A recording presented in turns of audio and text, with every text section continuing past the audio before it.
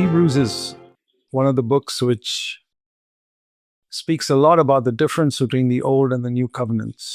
పాత నిబంధన గురించి క్రొత్త నిబంధన గురించి ఎక్కువగా మాట్లాడిన పుస్తకము హెబ్రీయులకు రాసిన గ్రంథము. And in Hebrews 4 it speaks about the real meaning of the Sabbath.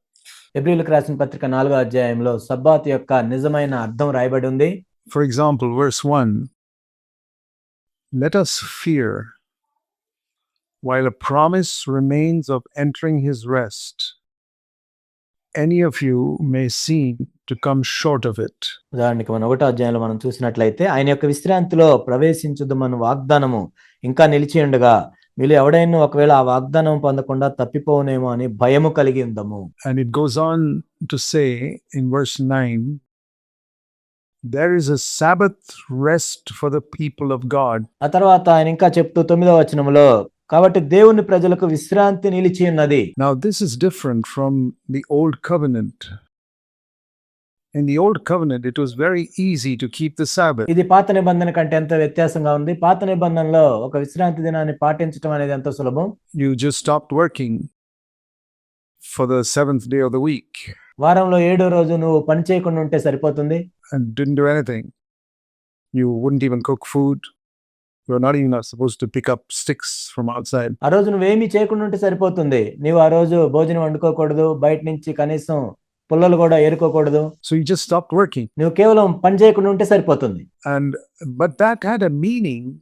Everything in the Old Testament had a meaning, like the high priest and the temple and. కానీ దానికి ఒక అర్థం ఉంది. పాత నిబంధనలో ఉన్న ప్రధానికి ఒక అర్థం ఉంటుంది. ప్రధాన యాజకుడు, దేవాలయము, the sacrifices, everything had a meaning. Circumcision had a meaning. The Sabbath had a meaning. బలి అర్పించడానికి ఒక అర్థం ఉంటుంది, సున్నతి పొందడానికి అర్థం ఉంటుంది. అదే విధంగా విశ్రాంతి దినానికి కూడా ఒక అర్థం ఉంది. And if you read the Old Testament, many times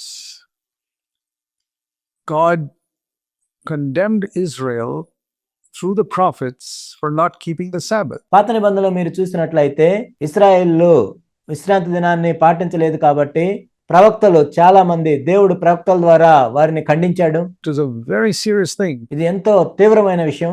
In fact, in the book of the Exodus or Numbers, it says about a man who went picking up sticks on the Sabbath day and he was killed. నిర్గమకాండం, సంఖ్యాకాండంలో మనం చూస్తాము ఒక వ్యక్తి విశ్రాంతి దినాన పుల్లలు ఏరుకోవడానికి వెళ్ళినప్పుడు ఆ వ్యక్తి చనిపోయాడు. God said he must be stoned to death. He just went out to pick up sticks. దేవుడు చెప్పాడు ఆ వ్యక్తిని రాళ్లతో కొట్టి చంపేయాలని. ఎందుకు? కేవలం విశ్రాంతి దినాన అతను పుల్లలు ఏరుకోవడానికి వెళ్ళాడు. And you read in the book of 2nd Chronicles that the reason why the Israelites were sent into captivity for 70 years. 2 దినవృత్తాంతంలో మీరు చదివినట్లయితే ఇశ్రాయేలీయులు 70 సంవత్సరాలు ఎందుకు వాళ్ళు చెరలోనికి తీసుకుని పోబడ్డారంటే there was a reason. దానికి ఒక కారణం ఉంది. There was a period of 490 years before that when God had said that every 7th year you must not plow the land. దానికంటే ముందు 490 సంవత్సరాలు ఏం జరిగిందంటే ప్రతి 7వ సంవత్సరము మీరు భూమిని దున్నకుండా విడిచిపెట్టాలి. Give the land a Sabbath for a whole year. ఆ సంవత్సరం అంతా కూడా భూమికి విశ్రాంతినివ్వాలి. And you don't have to worry because in the 6th year I'll give you enough to last you for 2 years. And they just ignored it. మీరు దాని గురించి చింతించాల్సిన అవసరం లేదు. ఎందుకంటే 6వ సంవత్సరంలోనే 2 పంటను నేను ఇస్తానని దేవుడు చెప్పాడు. కానీ వాళ్ళు నిర్లక్ష్యం చేశారు.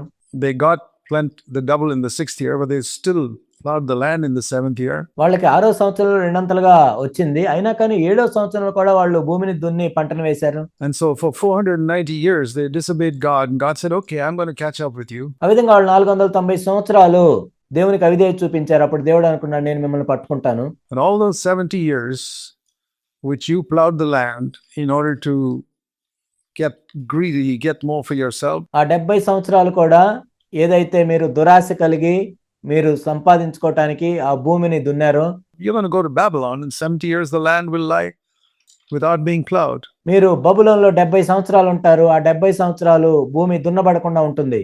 So it is a very serious sin. In fact, they went into captivity because they didn't keep the Sabbath. ఇది ఎంతో తీవ్రమైన పాపము.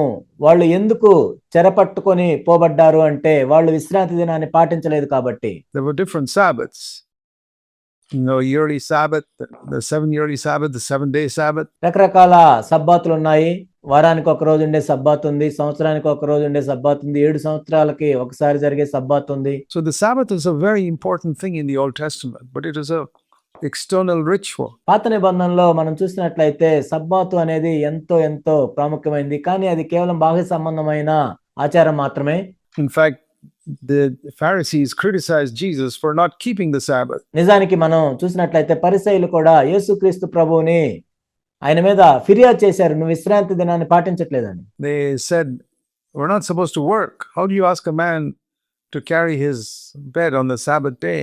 విశ్రాంతి దినాన్న ఎవరు పని చేయకూడదు కదా, మరి నువ్వు ఆ వ్యక్తిని పరిపెత్తుకొని నడవమని ఏ విధంగా చెప్తున్నావు అన్నారు. I mean, they were not excited that the man was healed. ఆ వ్యక్తి స్వస్థపడ్డాడని వాళ్ళు ఆనందించట్లేదు, కానీ They were more concerned that he was carrying his bed on the Sabbath day. And విశ్రాంతి దినాన ఏంటి పరిపెత్తుకొని వెళ్తున్నాడని వాళ్ళు ఆందోళన చెందుతున్నారు.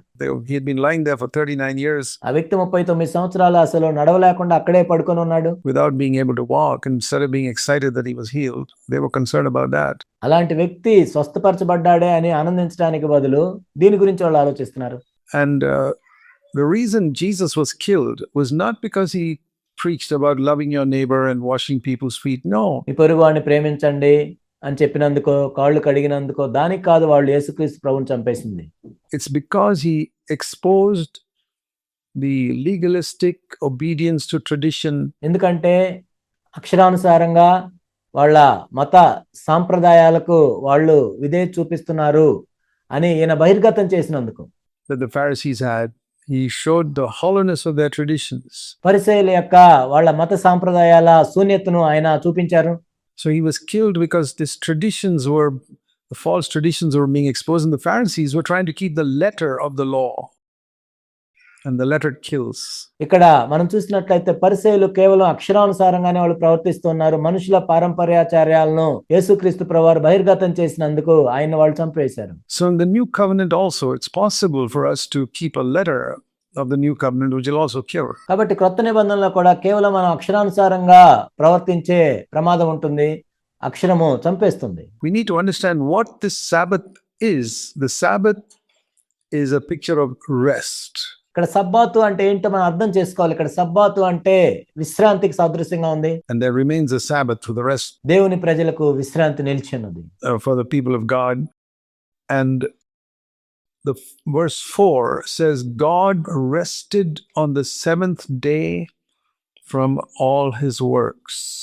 4వ వచనంలో మనం చూసినట్లయితే దేవుడు 7వ దినమందు తన కార్యములన్నిటినీ ముగించి విశ్రమించెను. That's the other thing you got to bear in mind. So we go back to the beginning. మనం మనసులో ఉంచుకోవాల్సిన ఇంకొక మాట ఇది.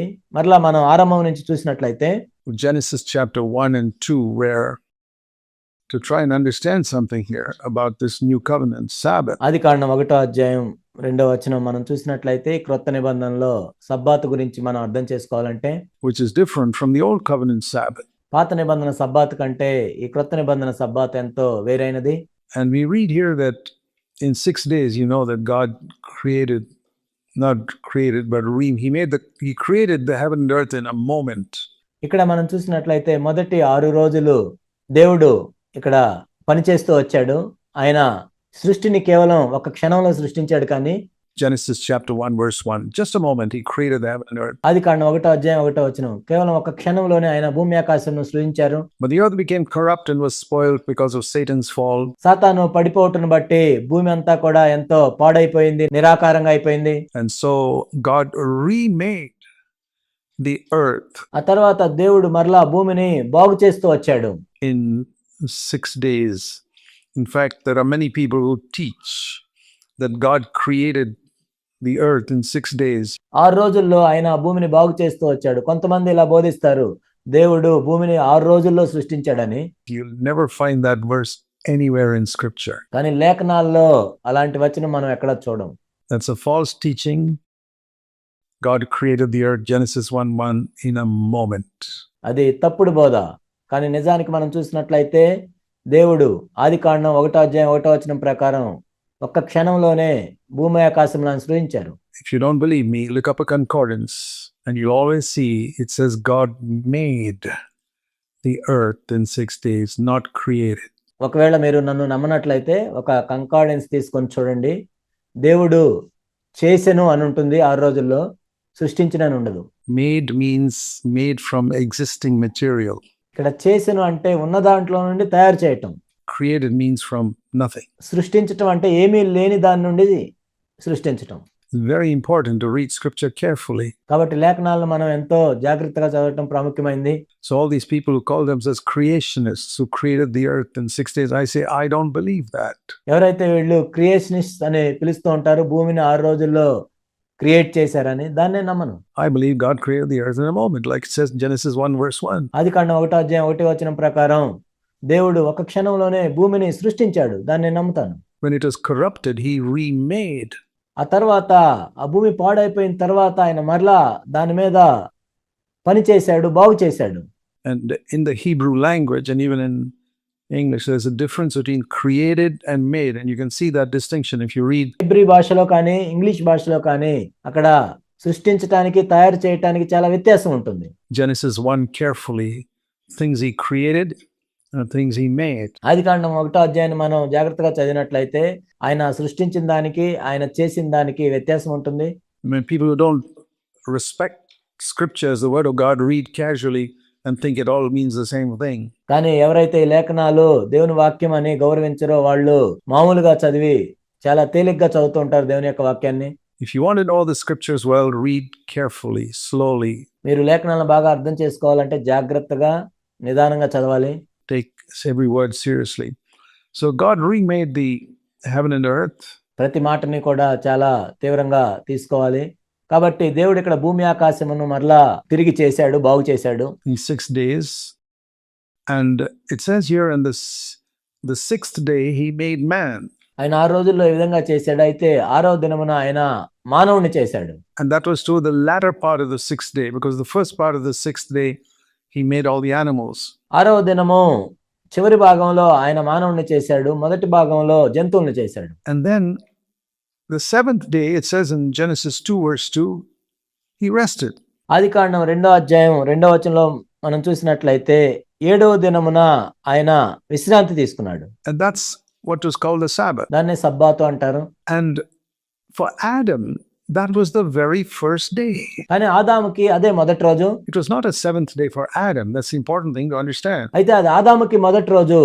మనం అర్థం చేసుకోవాల్సింది ఏంటంటే అది ఆదాముకి 7వ రోజు కాదు. So under the law, the command under the law was 6 days you will work.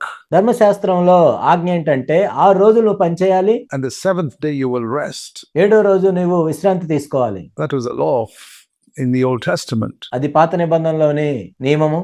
It's one of the commandments to keep the Sabbath, one of the 10 commandments. సబ్బాతును పాటించడం అనేది 10 ఆజ్ఞల్లో ఒక ఆజ్ఞ.